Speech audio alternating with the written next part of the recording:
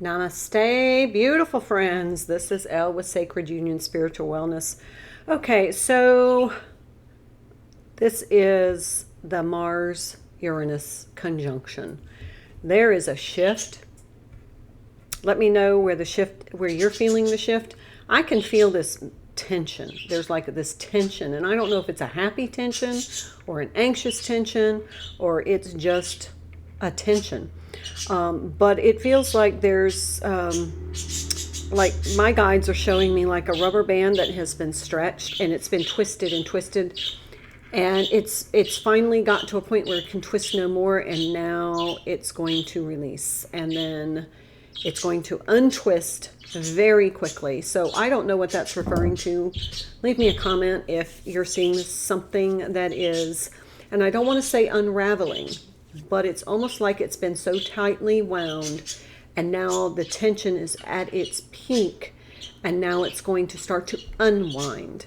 So that's what my guides are showing me. That's the energy I'm picking up on, but I want to pull on this. Of course, there was a significant event over the weekend. I do not want to get into politics because I don't believe much of it is real. I believe much of it is a sideshow.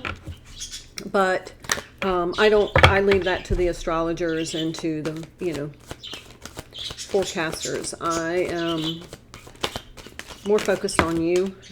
Ooh, growth. This is the soul's journey. They want me to pull another one. I want to expand my consciousness and my awareness. Now, this could be a big shift for light workers. If you have pretty much cleared your karma, which we've been working on this entire year. Empathy. I am open to seeing both sides of a situation. That might be important now. But that's part of your growth, is being able to see things from a different perspective. Let's pull from the Energy Oracle.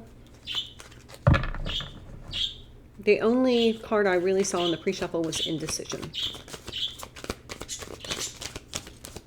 All right, those two came out. They just kind of slid slowly out. The fourth chakra, Archangel Raphael. That's your heart chakra. That's a 38 card, which is an 11. So it could be pertaining to twin flame. Both chakra cards, unusual, never gotten that. Then we have a 41 card, the seventh chakra, Archangel Uriel. Okay. So something about your crown chakra and your heart chakra.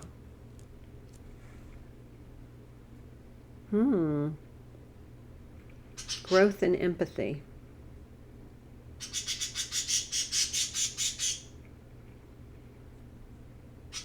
Color green is significant.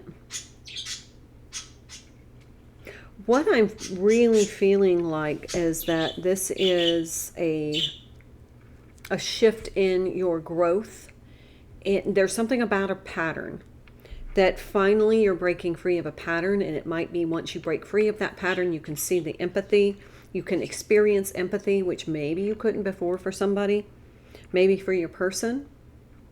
You probably may not have been as empathetic, maybe as compassionate. But now, because of this shift, you're going to be able to have empathy for that person, and that's going to strengthen the connection.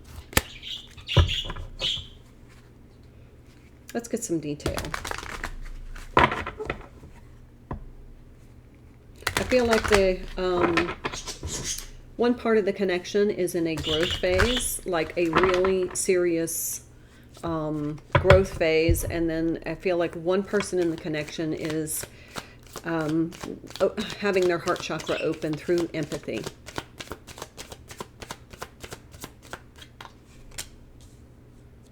Eight of Pentacles. To me, the Eight of Pentacles is doing the work to build what it is that you want to create in the world. It's aligning your resources, your energy, your money, your alliances. Knight of Cups. We have the Fool. Definitely Uranus. Could be dealing with an air sign. Six of Swords. Things calming down a little bit. After this shift, things will calm down a little bit. Boy, I hope so.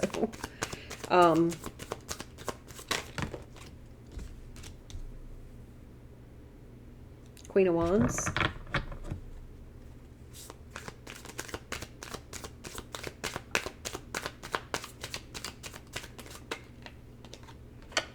Ace of Pentacles. Okay, so basically what I'm feeling is this shift with this Fool card is going to start a new trajectory for the connection or whatever it is that you're trying to manifest. I feel like there's a connection here.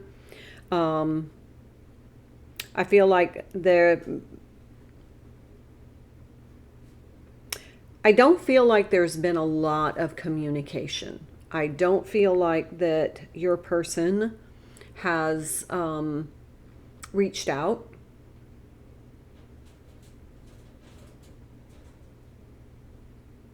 But I feel like that this shift is getting things into a more stable, calm, peaceful, serene energy. Maybe through this empathy.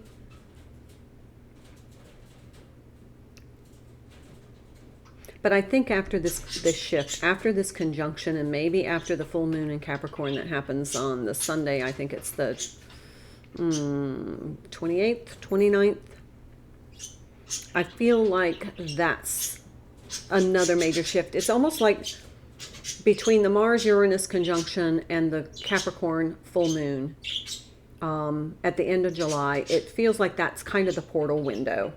And it's allowing things to kind of shift so that they're not suddenly, because I see when there's a sudden shift, it almost destabilizes the foundation, and that's not what is good for this connection. It feels like we're going to have a shift, but it's going to be somewhat gradual, a little smoother, but it's just going to be this subtle shift where after the Capricorn full moon, it's going to be, wow, something feels very new.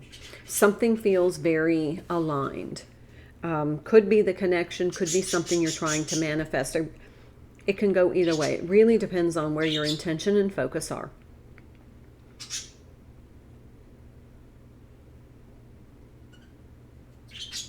I see the feminine energy having quite a bit of stability and balance, creativity, really everything coming from the heart. But once this peaceful energy kind of descends upon the connection, it's almost like there's this empathy. It's a deepening. It's a deepening. There's a deepening of something. All right, so this Eight of Pentacles is, to me, aligning the resources, putting in the work, doing what's required, taking the action, doing your part to manifest, so that you're co-creating with the universe. But you're definitely you're being a good steward of your resources. You're not, not over-investing on whim. You're being very diligent about this. And then we have the Lover's card.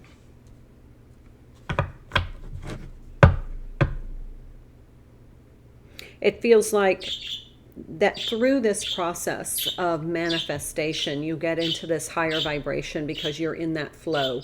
You're really focused on doing the work.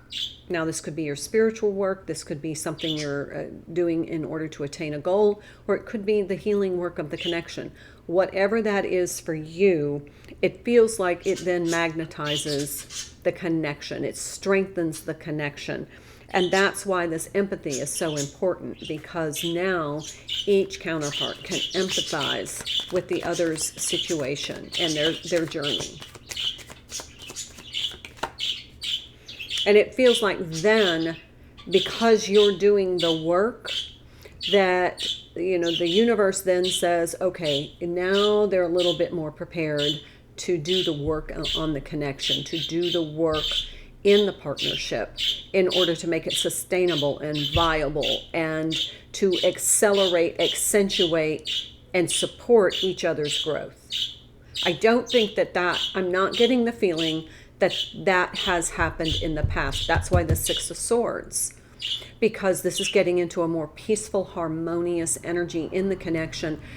But there was always some resistance and maybe resentment or something that was keeping it out of balance. But then you just kind of put your nose to the grindstone and started saying, I'm just going to focus on me and manifesting, creating the life that is meant for me, doing my work. And then that then magnetizes, because it shows the universe that you are now ready to be a lot more integrated into the work that's going to be required. Yeah, Six of Pentacles. We've got the Lover's card, which is a 6 card. 6 of Pentacles, 6 of Swords. Here's that harmonious union. It's in balance with this Fool card. That's what's new. That's what's going to be different. See how each person has the resources that they need, and they're offering it to the other as a way of saying, we can work together on this. This can be a viable partnership now, because we're in this reciprocity. I'm going to give a little, you're going to give a little, we're going to work together, and we're going to grow this.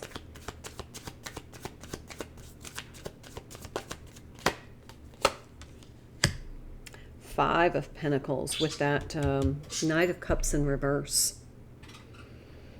I think the apology that never came was the root of the resentment. And that resentment was a blockage for you being able to have empathy, or one of the counterparts. Don't necessarily mean it was you. But now it feels like there needs to be the acknowledgement. There needs to be the, it could come up in conversation later, but there has not been what one of the counterparts deemed as a necessary apology in order to move the connection forward. And when that didn't come, there was the resentment that built up, and then a little bit of fear. And then it just became a habitual pattern of avoidance. There's definitely avoidance energy here. But now that seems to be ending. It seems that there's going to be a more peaceful energy, so that, yeah, see, there's the Seven of Pentacles, Queen of Swords. So that there is an energy of willing to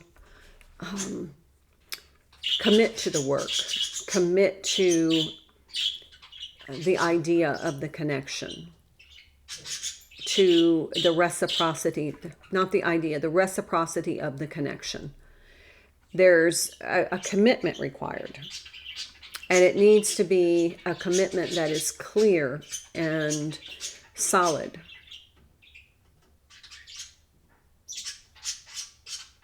Stable. I mean, you just, both counterparts have to be in the energy of saying, look, the separation stuff sucks. Whether we come back together as friends, whether we come back together as colleagues, whether we come back together as lovers, there is a coming back together.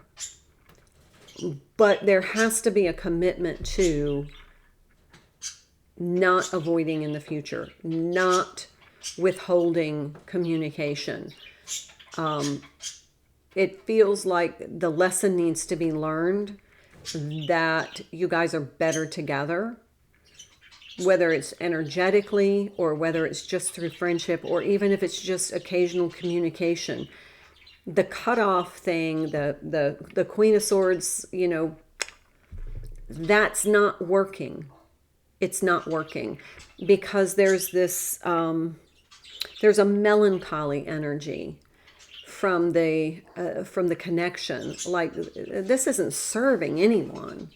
It's not serving the connection. It's not serving people who can benefit from the energy of the connection. It's not serving the collective. It's not serving humanity. It's not serving anything because there's avoidance. And so now it's like, what good is that doing anyone? Okay, so everybody's gone to their corners. They've worked on themselves. They've faced their shadow. They've dealt with their fears. They've dealt with their inner child wounding. They've dealt with their core wounding. They've dealt with and dealt with and dealt with. But what's the next step? The next step is to try and move the connection forward by committing to doing the work, committing to the communication, committing, and that can be discussed. You know, do you feel better if we talk once a month? Do you just want to text occasionally? Do you want to send me an email? Are we just going to keep it open and fluid? You know, what's going to work for the connection? What's going to work for both of us? We're going to meet in the middle. Some people need daily text messages, and some people are overwhelmed by that. Maybe that's not going to be healthy, and maybe that's going to build that resentment again. Like, I don't want to have to invest every day. I have to be the one to send the text. That might be something that you discuss. But I feel like because of this heart center opening, this heart chakra really being the focus here, because the ego, you can't have empathy with ego. So the ego is kind of like, I'm kind of outgrown that now. Now I can really have this compassion, this deeper level of understanding, and it then facilitates and magnetizes the counterpart back to you. And there's this new opportunity. It's like there's a potential here for some growth in the connection. But you can't go back to the old patterning. That's what the shift is. And the resentment of the apology that never came, you just need to let it go and have empathy. Maybe they didn't know how to apologize. Maybe they just felt like it wasn't going to matter to you. Maybe, you just Queen of Swords them and like, F off. And they're like, why would I apologize now? Why, they're not going to accept it. But now we have an opportunity to start, not to rebuild the connection, but to move the connection into another level where there is an opportunity now for peace. And that's through that empathy. I feel like the Queen of Swords was hurtful. I think when the Queen of Swords cut off the connection, it was hurtful. Far more hurtful than what this other apology was pertaining to. Judgment. Look at this card. Two people coming back together. They're very similar in energies. They look very similar.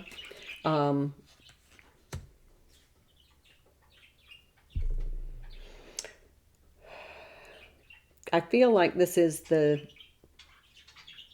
it's definitely a new opportunity.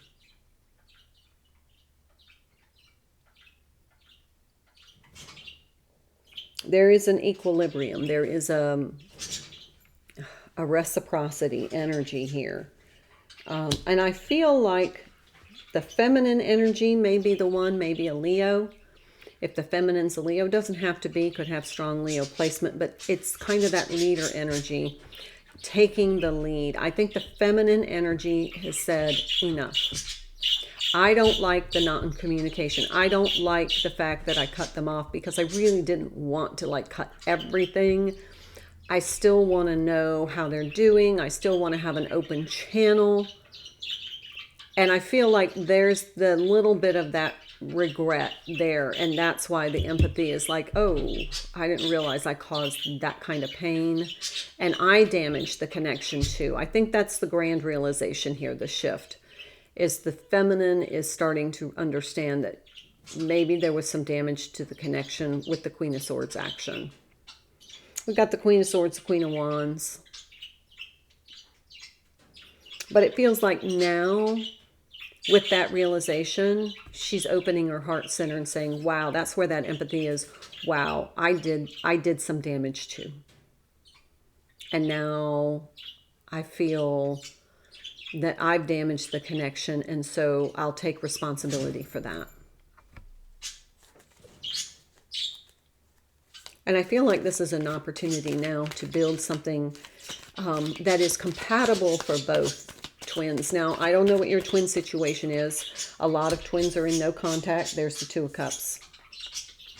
It could be that you're in no contact. It may not be that you are in physical contact at all with your twin, and you may not want that. But I think energetically, you want peace in the connection. At least peace. All I want is peace. And so you can send the energy of peace. You can send the energy of empathy. And allow your twin to feel that from you, to feel that vibration, so that it permeates and resonates in their energy as well. That's what's going to start to move the connection forward. I feel like there needs to be a little bit of healing, but I feel like this is the divine feminine energy kind of taking responsibility for some of the Queen of Swords stuff.